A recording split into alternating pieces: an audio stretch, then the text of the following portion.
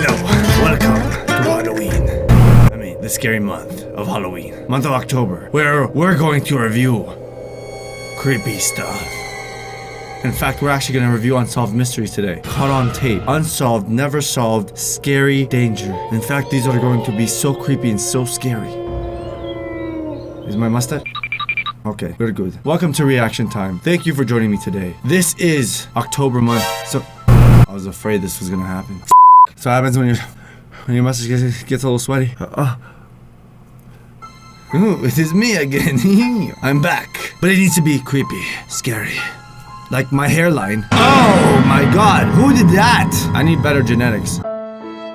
Oh, that whatever, it doesn't matter. Unsolved mysteries that were caught on video. The original is gonna be in the description, but we're gonna react to them today. Hopefully they don't creep you out too much, but again, this is October, the time of horror. So without further ado, let's begin. Yeah!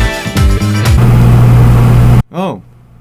Yeah, the other mustache wasn't working out, so this is how it's gonna be now. If you're new here, make sure to subscribe. Check me out on Instagram. It's gonna be a fun time here. And without further ado, we're gonna begin. Jump right into this in 3, 2, 1.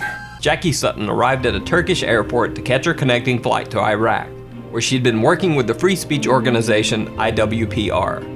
Hours later, she was found dead in an airport restroom. No! Alright, most of these are horror stories, so just be aware. Guys, by the way, the guy narrating this whole thing is Mike. It's Mike's Top 5. He has a lot of different editions of these unsolved mystery cases, so definitely go check him out. But every single one with a scene, we will get to experience full on video. So it's not gonna be like the other ones that are just stories on text. This is actually gonna be chilling, thrilling, and terrifying. Reportedly, Jackie Sutton had committed suicide, hanging herself using one of her own shoelaces. Oh, wow. That's even worse. I don't know what's worse. They're comparable. Early reports by the Turkish media stated that Jackie Sutton had become very upset after missing her flight to Iraq because she couldn't afford to purchase a new ticket.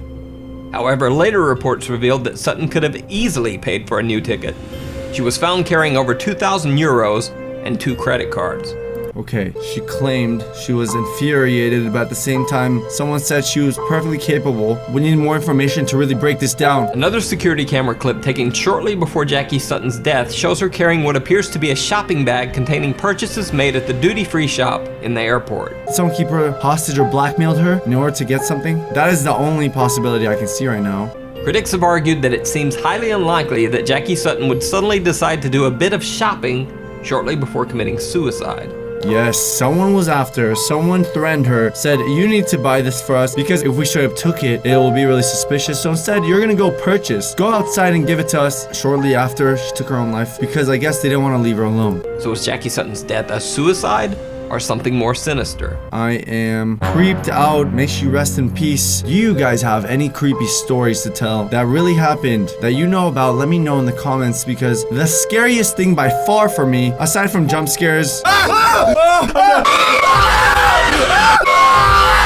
or aside from scary horror stories or creepy 2-sentence stories that I had before, I am most scared of real life scenarios, especially if they're mysteries. If I'm still curious at the end, my imagination will go wild and probably make it so much worse than it actually is. I think we should keep going. This did not even get as bad as it could have. Just watch what we're about to experience. Lars Mittank was a young German man who went on a holiday trip with friends to Varna, Bulgaria. While there, Mittank was involved in a fight with some other tourists and suffered a ruptured eardrum. Okay, so internal bleeding, that can lead to serious complications. You might even not be able to hear completely out of one ear. True fact, I've had a lot of family members that had hearing problems, especially in the left ear. It's really strange. Luckily for me, I think I'm okay. I mean, occasionally I would have issues, but for the most part, I'm good. I had so many ear infections. Oh, that's too much information. What? You don't need to know that. Okay, let's keep going. Because of the ear injury, Lars Mittank was unable to fly, so he couldn't return to Germany with his friends. He rented a room in a hostel in a poor area of Varna, Bulgaria, determined to wait until his ear had healed enough. So I already see where this is going. Poor area in Bulgaria. Even you can't make that rhyme more perfectly. Poor area in Bulgaria. In Bulgaria. Poor area in Bulgaria. Okay. Something is foreshadowing. Of course, just looking at this imagery, it's gonna be a homicide. So that he could fly back to Germany. However, that same night, Lars Mittank called his mother and said that there was something strange about the hostel that he was staying in. and that she should cancel all of his credit cards. What? Why in the world would that happen? I think there's like someone after him, just like the other girl. I feel like there are people that aren't in the picture that were secretly after them, and they knew about it. They can't do anything. Some guy went up to him. Maybe the same thing that happened to the previous woman. Later that same night, Lars Mittank left his hostel room in a panic, headed for the airport.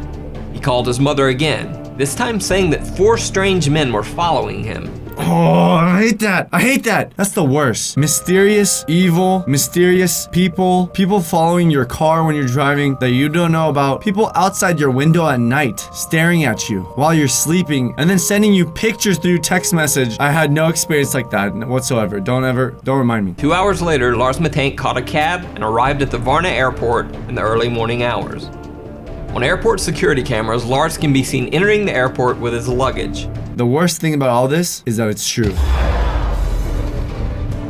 But minutes later, he is seen running from the airport in a panic, leaving his luggage behind. Why? Oh, the people were there. They have had to be there. The 4 mysterious men. I can't even imagine what they look like.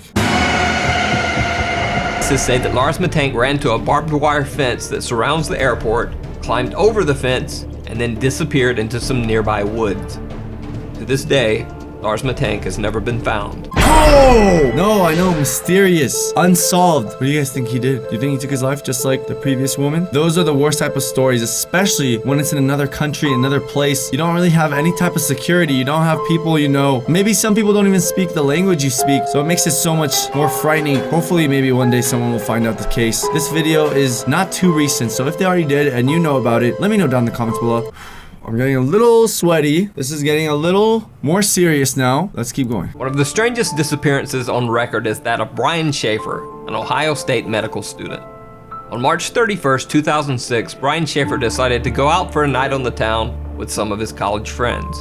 They met at the Ugly Tuna Saloona. Okay, I want to make it serious. I want to make it legit. But come on, Ugly Tuna Saloona? You couldn't find a better name? Brian can be seen arriving at the bar with his 2 friends. They're smiling and laughing as they exit the escalator to the 2nd floor bar. Around 10 p.m., Brian called his longtime girlfriend. Sorry, I really don't want to see anything actually on camera, like him randomly getting hurt by someone else. I don't like seeing stuff like that. With whom he had planned a spring break getaway to Miami a few days later. Brian told her that he loved her and would see her soon. Brian's girlfriend said that the call was nothing out of the ordinary. Later, Brian Schaeffer is seen again on security camera near the escalators, talking to 2 girls. He seems to say goodbye and then heads back into the bar. Brian Schaeffer was never seen again. What? That's it? Where's the other context? I need more information on this. This is the weirdest random disappearing. There has had to been something along the lines, maybe in the street, but the problem is there's not that many street cameras in a lot of locations, so like no one ever knows. Security cameras covering the only exits of the Ugly Tuna Saloona bar do not show Brian Schaeffer ever leaving. The only possible other exit would have been through an area of the bar that was under heavy construction at the time and closed off to the public. Oh, he was supposed to return to get to the exit point, but the camera never caught it. Where could he be? Wow. Even if Schaeffer had left through the construction area, there are multiple other security cameras in the bar's vicinity. None of these cameras picked up footage of Brian Schaeffer ever leaving the bar. So it could have gotten him, but he just almost became invisible or disappeared in a way where he's completely missing. Is it possible he got stuck somewhere that no one even knows about? That's the only way I can think about it. Maybe he got trapped somewhere and no cameras are in view, and that's it. He was just there, and maybe one day someone will find him, hopefully. It's almost as if Brian Schaeffer disappeared into thin air in the middle of a crowded bar. Ugh, chills. It's like this. Now that's pretty chillin'. Not chillin', like chills. Normal girl, all of a sudden, mystery unsolved. 2014, Alan Jeal took a strange trip through Cornwall, England. Captured by surveillance cameras, Jeal spent his evening wandering the streets of several different cities for hours. He was seen in Wadebridge, then traveled by bus to Truro. Oh, I had to. Then on to Newquay, then back to Perranporth. No one knows why Alan Jeal took this strange trip, or what he was doing wandering the streets of 4 different cities all night. The best thing we can find is doing like a background check, seeing his history. Does he usually commit like a lot of crimes or something like that? I don't know. If he does, maybe he was up to no good. Or, same thing, mysterious people after him. Ugh, that's the creepiest. The next morning, the dead body of Alan Jeal was found washed up on the shore of Perranporth Beach. Jeal was naked except for one sock and one shoe.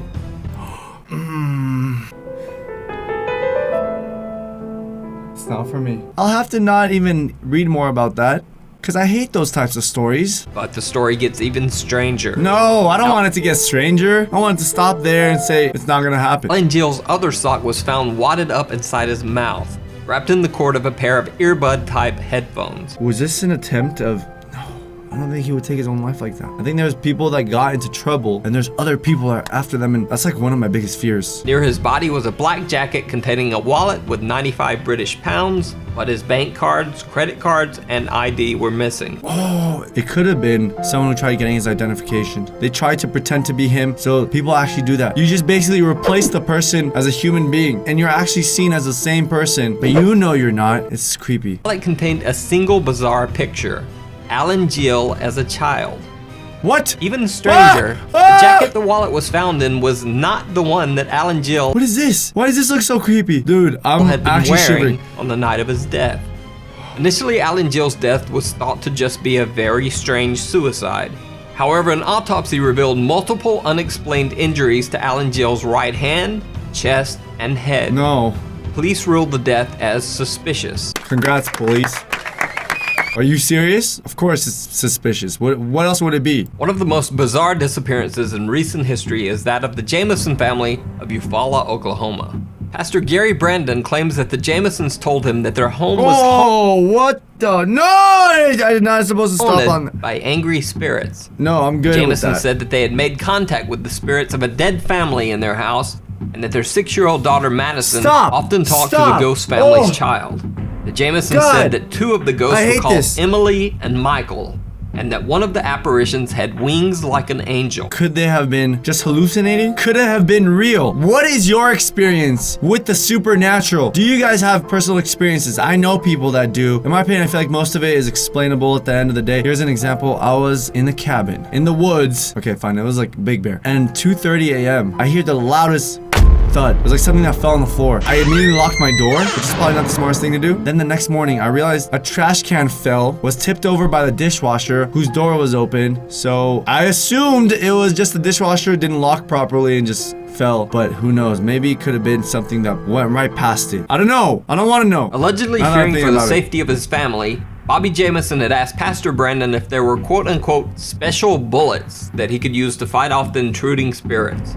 Pastor Brandon also said that Jamison mentioned that he had obtained a quote-unquote satanic Bible in order to attempt to ward off the ghostly beings. That's not how it's gonna work. On October 8, 2009, the Jamison family loaded their pickup truck for a trip.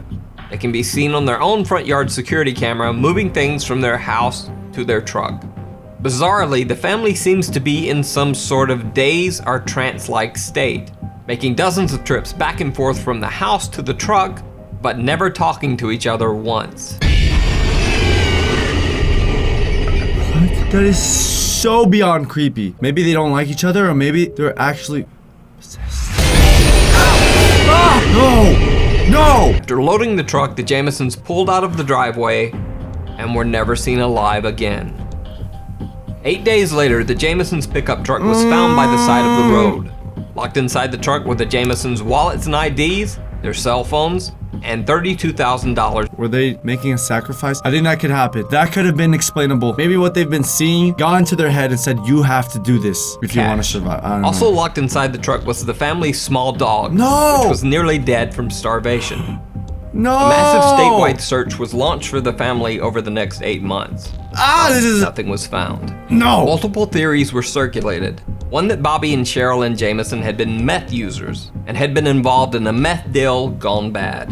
That could have been possible. That makes you hallucinate. For sure, that could have been one of the most logical reasons out of all the other reasons, but maybe they're just meth users and they've been seeing things they shouldn't have been seeing. This theory would also explain their trance-like state in the final video of the family. However, absolutely no evidence of drug use was found when police searched the... No! Oh my god. No evidence of... So now I don't know. Now, unless they're really good at covering evidence, who has the explanation? Who has the reasoning? Give me any type of reasoning you think you have that makes sense in the comments. 4 years after the Jamison family's disappearance, deer hunters stumbled across some skeletal remains in a remote area of the Eufaula Mountains, less than 3 miles from where the Jamison's truck had been found.